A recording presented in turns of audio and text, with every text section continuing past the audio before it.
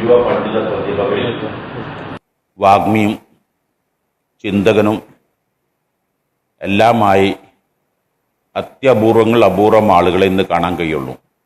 അത് ഞാൻ ഏറ്റവും ഇഷ്ടപ്പെടുന്നതാണ് നൗഫൽ സഖാഫി കളസ. പല ഭാഷകൾ കേരളത്തിലും കർണാടകയിലും പല വേദികളിലും നിറഞ്ഞു നിൽക്കുന്ന പ്രഭാഷണം. എന്നാലോ ദർസ് ഒട്ടും മുടങ്ങൂല്ല.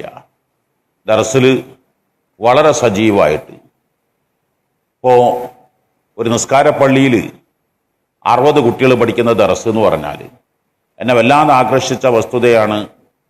സുബഹിക്കാണ് ഞാൻ ഒരു പ്രാവശ്യം അവിടെ എത്തുന്നത്.